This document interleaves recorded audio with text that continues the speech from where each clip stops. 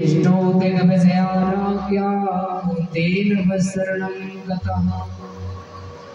समय नजर कलयुग पर पड़ी तो आज कलयुग दीन के समान आकर के चरणों में गिर पड़ा, और जैसे ही चरणों में पड़ा है क्षमा याचना मांगने लगा। तो परीक्षित ने कलयुग को मारा नहीं। क्यों नहीं मारा? इसमें सभी दुर्गुण ही नहीं, एक सद्गुण भी है। क्या सद्गुण है? यत् फलं नास्ति तपसा योगेन समाधिना तत् फलं लभते सम्यक् कलौ केशव कीर्तनात्। जो फल तपस्या योग मार्ग आदि से नहीं मिलता है ना, सतयुग त्रेता युग द्वापर युग में 10-10 हजार वर्ष हो जाते थे मनुष्य को तपस्या करते करते।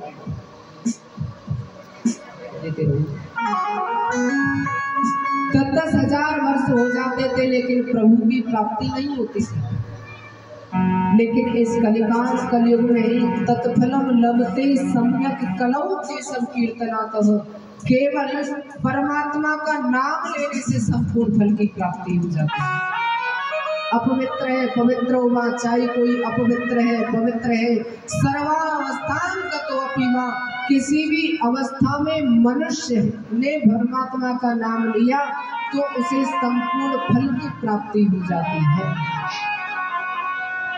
संपूर्ण फल की प्राप्ति हो जाती है।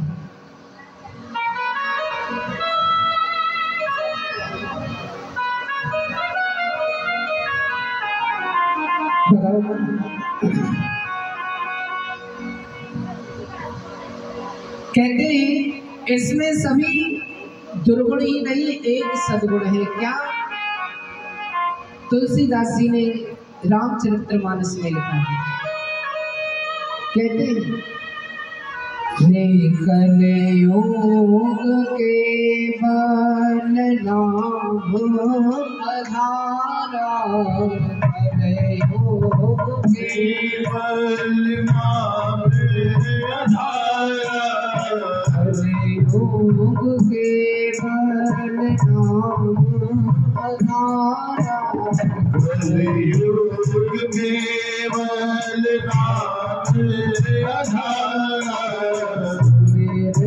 सुमिरे नर उतरहि पारा, सुमिरे नर उतरहि पारा, न काहू सुख दुख करदाता, न काहू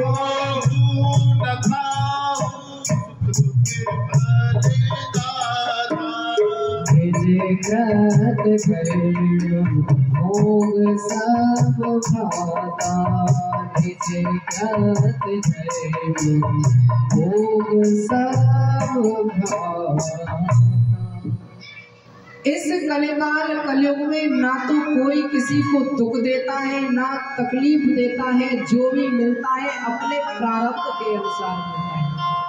आपने अच्छा किया अच्छा फल मिलेगा, आपने बुरा किया तो बुरा फल मिलेगा। जब बोया पेड़ बबूल का तो माताएं, जब बोया पेड़ बबूल का तो भैया तो कह रही है नींबू कहां से खाएं।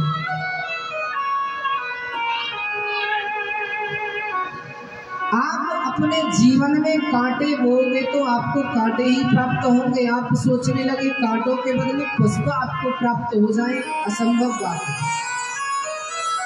कर्म करते रहिए, परमात्मा कब प्रसन्न होते हैं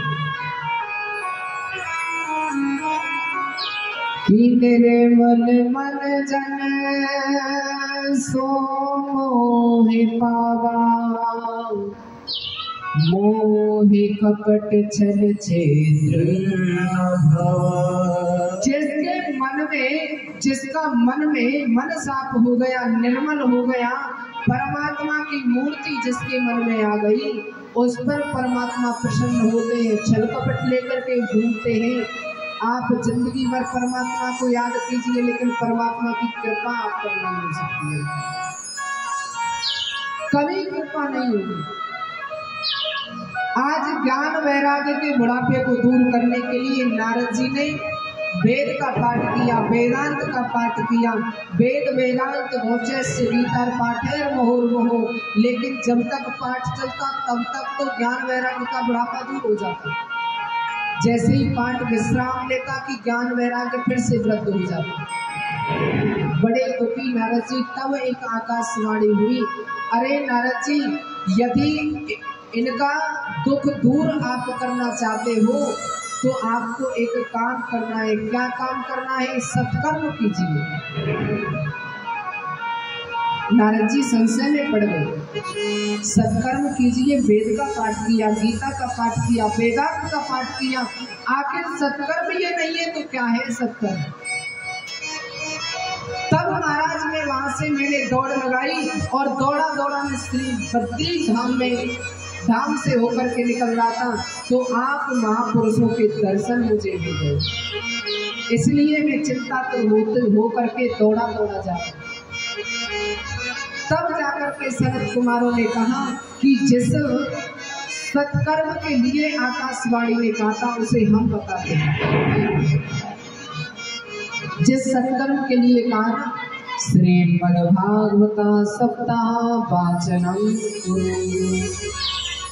श्रीमद् भागवत कथा का प्रवचन कीजिए तो ज्ञान वैराग्य का बुढ़ापा दूर हो जाएगा। व्यास मंच लगाया गया, एक सुंदर स्थान है आनंद। व्यास मंच लगाया गया, 3 आसन बिछा दिए भक्ति ज्ञान वैराग्य के लिए। स्वयं नारद जी यजमान बन गए। तुलसी की स्थापना हुई। तुलसी की स्थापना होने के बाद में चारों भाई असीम हो गए। सनत कुमार, सनत सनातन सनातन सनत कुमार जी महाराज गद्दी पर असीम हो गए। भक्ति ज्ञान वैराग्य से कह दिया, हम आपके कष्टों का निवारण करने के लिए इस कथा को कह रहे हैं, आप आए, आकर के कथा को श्रवण करें। तीनों ने आसन ग्रहण किया। तब जाकर के नारद जी ने पूछा, हे प्रभु, एक बात मेरी समझ में नहीं आई कि मनुष्य अपने जीवन भर पाप कर्म करता है और यदि गलती से भी उसने भागवत कथा को श्रवण कर लिया तो उसकी मुक्ति कैसे होती है, कैसे हो जाती है? तब जाकर के सनत कुमारों ने बड़ा सुंदर जवाब दिया कि ये मानवा पाप कृतस्तु सर्वदा सदा दुराचार क्रोधा अग्नि दग्धा कुटलाश्य कामिना सप्ता यज्ञेन कलो पुनन्ति। जिस मनुष्य ने अपने जीवन में कभी सत्कर्म किया ही नहीं, जो क्रोध रूपी अग्नि में जल रहा है, ऐसा दुराचारी पापी व्यक्ति यदि भागवत कथा को श्रवण कर ले तो उसकी मुक्ति हो जाती है। तब जाकर के उन्होंने एक उपाख्यान सुनाया, गौकर्ण उपाख्यान। बड़ा सुंदर उपाख्यान आज सनत कुमारों ने सुनाया। कहते हैं, मैं अब आपको एक प्राचीन इतिहास सुनाता हूँ कि तुंगभद्रा तटे पूर्वं भूतपत्ति यत्र वर्णा स्वधर्मे सत्य सत्य कर्म तत्परा। तुंगभद्रा नदी के तट के किनारे एक अनुपम नामक नगर था और उस अनुपम नामक नगर में एक आत्मदेव नाम के ब्राह्मण निवास करते थे। ब्राह्मण देवता बड़े ही सुशील, कर्म कांड में बड़े ही प्रवीण, परमात्मा का नाम लिया करते थे, लेकिन उनकी पत्नी का नाम है धुंधली। धुंधली किसे कहते हैं? जब बारिश पड़ती है ना तो आंखों के सामने जब बूंद आती है तो धुंधला धुंधला दिखाई देता है, उसी को धुंधली कहते हैं। यथा नाम तथा गुण, जैसा नाम है वैसे ही गुण है। अब पंडित जी तो पूजा पाठ के अलावा कुछ जानते नहीं है। पीछे से धुंधली कभी इस पड़ोसी से लड़ना, कभी उस पड़ोसी से लड़ना, लेकिन जब शाम को पति घर पे आते ना तो हाथ जोड़ करके खड़ी हो जाती, मानो महाराज हरिश्चंद्र के बाद में इनका ही हुआ है। और परमात्मा कहते हैं ये जो बनावटी प्रेम आप करते हो वो मुझे बिल्कुल अच्छा नहीं लगता है। ये जो बनावटी प्रेम आप करते हो हमें बिल्कुल अच्छा नहीं लगता है। हमें क्या अच्छा लगता है? निर्मल मन जन सो मोहि पावा, मोहि कपट छल छेड़ा। कपट छल छित्र छोड़ करके केवल मेरे चरणों में मानव आ गया तो संपूर्ण जीवन की बाधाओं को मुक्त में कर सकता है। परमात्मा स्वयं कहते हैं। पंडित जी के यहाँ पर किसी भी चीज की कमी नहीं है। धन है, दौलत है, कमी है तो उनके यहाँ पर कोई पुत्र नहीं है। उनके हाथों की दी गई चीज पितृ देवता स्वीकार नहीं करते। जिस गाय को पालते हैं वह बांझ हो जाती है। जिस तुलसी के पौधे को लगाते हैं उसका बिरवा सूख जाता है। क्यों? क्योंकि उनके यहाँ पर कोई पुत्र नहीं है। एक बार पंडित जी दुखी होकर के जंगल में चले गए, वन में जाकर के बैठ गए। वहां से एक संत जा रहे थे। संत ने देखा इतना विद्वान ब्राह्मण आखिर क्यों बैठा है, क्या बात है पंडित जी? आप तो परम संत हैं, आप तो मस्तक रेखाएं पढ़ सकते हैं, हस्त रेखाएं पढ़ सकते हैं। आपको बताऊं क्या बताऊं महाराज, मेरे हाथों की दी गई चीज पितृ देवता स्वीकार नहीं करते। मैं जिस गाय को पालता हूँ वह बांझ हो जाती है। मैं जिस तुलसी के पौधे को लगाता हूँ उसका बिरवा सूख जाता है। किस कारण? इसी कारण कि मेरे कोई पुत्र नहीं है। मैं दुखी होकर के महाराज इस वन में आया हूँ। आप तो परम संत है ना, आप ऐसा आशीर्वाद दीजिए ना कि मेरे यहाँ पर पुत्र हो जाए। क्या करोगे राजन पुत्र लेकर के? आखिर पुत्र लेकर के करोगे तो करोगे क्या? पुत्र यदि हुआ और कुपुत्र निकल आया तो ये जो आपका जीवन जितना चला हुआ है ना वह भी नष्ट हो जाएगा महाराज। इसीलिए पुत्र की आशा आप मत रखिए। आप गलत कह रहे हैं बात।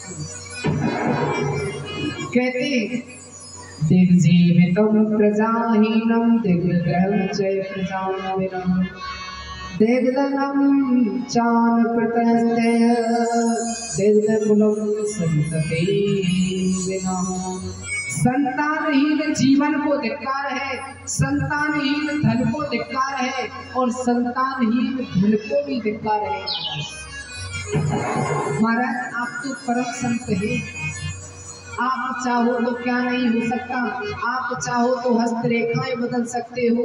आप केवल मुझे पुत्र प्राप्ति वर दे दीजिए ना तो संत को दया आ गई। संत तो आप जानते हैं किनको कहते हैं के संत हृदय नवनीत समान काक रही पर कभी न जान। आज संत को करुणा आ गई, दया आ गई तो अपने पास से एक फल लिया संत ने और पंडित जी को दे दिया, जाकर के अपनी पत्नी को दे देंगे और उस फल के नियम बता दिए। आपके यहाँ पर एक सुंदर पुत्र जन्म लेगा। पंडित जी खुश हुए, अपनी पत्नी धुंधली के पास में आए, आकर के पूरा नियम बता करके फल दिया और पंडित जी काम पर चले गए। लेकिन इधर क्या देखते हैं, धुंधली अपनी सहेली के पास में बैठी हुई है। उसके यहाँ पर 6 पुत्र हैं, 7वां गर्भ में ये होने वाला है। सोचती है ये नियम तो मैं नहीं अपना सकती, खाने पीने में भी तकलीफ हो जाएगी। गर्भ धारण करना कोई आम बात हो गई है, खाने पीने में तकलीफ और कहीं घर में आग लग गई तो कैसे भरूंगी मैं।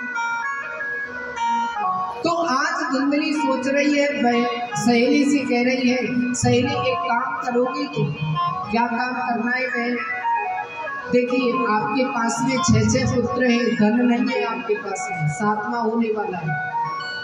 मेरे पास में धन है तो कोई पुत्र नहीं है, मैं आपको बहुत सा धन दूंगी, क्या आप उसके बदले ये जो पुत्र होने वाला है क्या आप मुझे दे सकते हैं? सहेली के यहाँ पर धन नहीं था तो सहेली ने कह दिया हाँ मैं दे दूंगी। आज वही फल लेकर के धुंधली ने गाय माता को खिला दिया। गाय माता गर्भवती हो गई और आज पंडित जी से कह दिया कि हमने फल खा लिया है, हम गर्भवती हैं। 9 महीने बाद जब उस पुत्र ने जन्म लिया तो धुंधली लेकर के आई और लेकर के जैसे ही आई पंडित जी से कह दिया मेरे यहाँ पर पुत्र हुआ। पंडित जी बड़े खुशी हुए। गाय ने भी एक पुत्र को जन्म दिया जिसके कान गाय के जैसे हैं, संपूर्ण शरीर मानव जैसा है। मन में सोचने लगे, कहने लगे देवी मेरा नाम परमात्मा देव है तो मैं अपने पुत्र का नाम, मेरा नाम आत्मदेव है, मैं अपने पुत्र का नाम परमात्मा देव रखूंगा। तो आज धुंधली कहने लगी महाराज एक बात बताइए, 9 महीने गर्भ में मैंने रखा और नाम अपने से मिलता जुलता आप रखोगे, ऐसा नहीं चलेगा। मेरा पुत्र है, कष्ट मैंने सहन किया है तो नाम भी अपने से मिलता जुलता रखूंगी। जब मेरा नाम धुंधली है तो मेरे पुत्र का नाम धुंधकारी है, पुत्र का नाम धुंधकारी पड़ा। जब गाय ने पुत्र को जन्म दिया तो आज गाय के पुत्र का नामकरण पंडित जी ने किया कि गोकर्णे तम सुतम नाम जात करो। संपूर्ण शरीर मानव जैसा था, कान केवल गाय के जैसे थे, उस बच्चे का नाम गौकर्ण रख दिया के गौकर्णे पंडितो ज्ञानी धुंधकारी महाखलो। गौकर्ण जी पढ़ लिख करके परम विद्वान हो गए, लेकिन आज धुंधकारी जिस घर में इकलौता पुत्र होता है ना वह बिगड़ जाता है, उसके बिगड़ने के चांस 100% रहते हैं, क्योंकि इकलौता है, माता बड़ी प्रेम करती है। याद रखें चाहे इकलौता पुत्र ही घर में क्यों ना हो, समय समय पर ताड़ना उसको मिलनी चाहिए। मातम हो गया, बिगड़ गया, ताश पत्ते खेलने लगा, जुआ खेलने लगा तो पिताजी ने देखा मेरे पुत्र ने मेरे जीवन को नरक बना दिया। आज घर छोड़ करके गए और जाकर के वन में बैठ गए। जब वन में बैठे हैं तो आज कहने लगे